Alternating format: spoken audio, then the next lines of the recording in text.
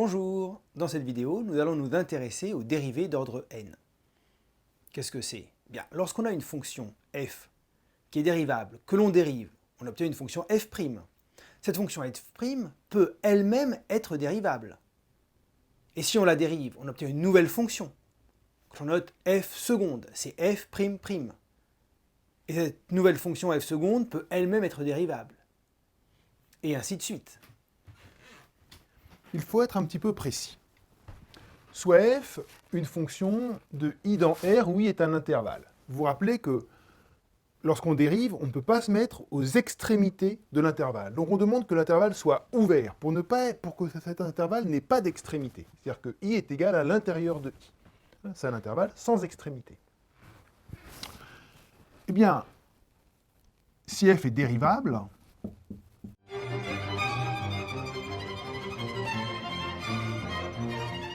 c'est-à-dire f est dérivable en a pour tout a élément de i.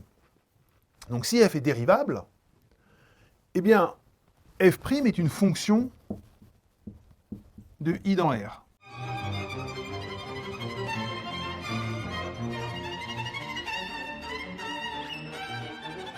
On dit que f est deux fois dérivable, et on note f seconde sa dérivée. Et ainsi de suite.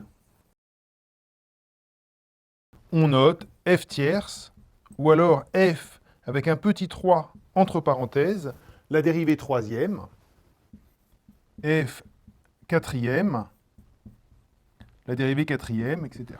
Évidemment, une fonction peut être dérivable sans être deux fois dérivable, une fonction peut être deux fois dérivable sans être trois fois dérivable, tout est possible, mais lorsque la fonction est assez de fois dérivable, eh bien, on note comme ça les dérivées successives. Voyons des exemples. Pour commencer, i égale r, qui est bien un intervalle ouvert, et f égale cosinus. Lorsque j'écris f égale cosinus, c'est pareil que d'écrire, quel que soit x élément de r, f de x égale cosinus x. Ici, on a une égalité entre des réels, et ici, on a une égalité entre des fonctions. Alors, f, elle est dérivable, et sa dérivée, f', c'est égal à moins sinus. Ce qui revient à dire, quel que soit x élément de r, f' de x égale moins sinus x. Ah, mais sinus, elle est dérivable. Et donc, je peux la dériver, f seconde, c'est égal à moins cosinus. Ah, mais moins cosinus, c'est dérivable. Sa dérivée troisième, c'est égal à sinus. Et puis sinus, elle est dérivable, donc je peux la dériver, et f dérivée 4 fois, c'est égal à cosinus. On est retombé sur la fonction de départ.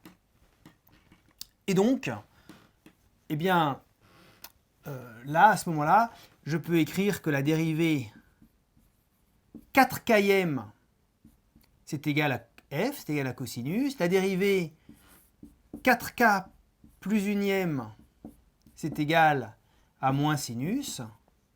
F 4k plus deuxième, c'est égal à moins cosinus. Et puis f 4k plus troisième, c'est égal à sinus.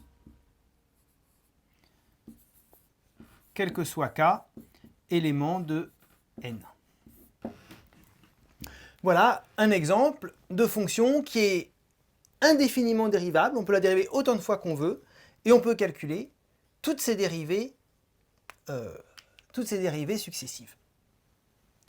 Alors, un autre exemple. Alors, un exemple très simple, c'est la fonction exponentielle. Puisque f', c'est égal à exponentielle, bien, f dérivé k fois, autant de fois on peut dériver f, on obtient toujours la fonction exponentielle. Et pour la fonction logarithme, alors on se place sur 0 plus l'infini, qui est un ouvert, et puis on peut la dériver, quel que soit x, élément de 0 plus l'infini, log' de x est égal à 1 sur x. Ce qui est encore, on peut noter x puissance moins 1. Et puis, on peut redériver, parce que x de 1 sur x, elle est dérivable sur r plus étoile. Et donc la dérivée seconde de x, ça va être moins x puissance moins 2. Et puis log troisième de x, ça va être moins fois moins 2 x puissance moins 3. Et la dérivée quatrième de x, ça va être moins 1 fois moins 2 fois moins 3, x puissance moins 4. Etc. On peut continuer et on voit que log dérivée k fois de x, ça va être moins 1, moins 2, jusqu'à moins k moins 1, x puissance moins k. Donc finalement, c'est égal à moins 1 puissance, donc là vous en avez des signes moins, vous en avez k moins 1, hein. Et puis 1 fois 2 fois 3 jusqu'à k moins 1, ça s'écrit k moins 1 factoriel. X puissance moins k. Alors, si on veut, on peut démontrer cette formule par récurrence.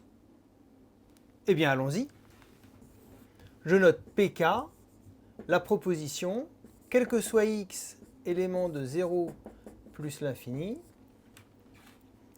logarithme dérivé k fois en x est égal à moins 1 puissance k moins 1, k moins 1 factoriel, x puissance moins k. Alors, évidemment, P1 est vrai. P1 est vrai parce que la dérivée de log, c'est égal à moins 1 puissance 0 qui fait 1. Pour k égale 1, 0 factoriel, ça vaut 1. Et x puissance moins k, ça fait x puissance moins 1, c'est ça. Là, je vous rappelle, 0 factoriel, c'est égal à 1 factoriel, c'est égal à 1. Et puis après, k plus 1 factoriel, c'est égal à k plus 1 fois k factoriel. Voilà, alors maintenant, soit k supérieur à 1, supposons que pk soit vrai. Supposons pk. Et donc, on va montrer que pk plus 1 est vrai pour ce cas-là. Soit k, le k il est fixé. K est fixé. Et montrons que pk plus 1 est vrai. Puisque ce qu'on veut montrer, c'est que pour n'importe quel cas, pk entraîne pk plus 1. Eh bien, on sait que la dérivée km au point x, c'est égal à moins 1 puissance k moins 1, k moins 1 factoriel, x puissance moins k. Et donc cette fonction qui est définie par cette formule-là, elle est dérivable et sa dérivée, donc c'est ln dérivée k fois prime de x, c'est la dérivée de cette fonction-là, ça vous fait moins 1 k moins 1, k moins 1 factoriel, et la dérivée de x puissance moins k, ça vous donne moins k, x puissance moins k plus 1. Et donc c'est égal à moins 1, le moins qui est là, on peut le rentrer, donc ça fait moins 1 k plus 1 moins 1. C'est un peu bizarre à noter comme ça, mais ça correspond à ça. K moins 1 factoriel fois k, ça fait k factoriel. X puissance moins k plus 1. Et ça, attention, et ça vous donne exactement la formule qu'on a ici si vous remplacez k par k plus 1. Moins 1 puissance k plus 1 moins 1, c'est ce qu'on a là. K plus 1 moins 1 factoriel, ça fait k factoriel. Et puis x puissance moins k plus 1, ça fait ça. Et donc pk plus 1 est vrai. Voilà, et donc on a trouvé la formule pour la dérivée km de la fonction log pour n'importe quel cas entier. Alors maintenant, que va-t-on bien pouvoir faire de ces dérivées énièmes ?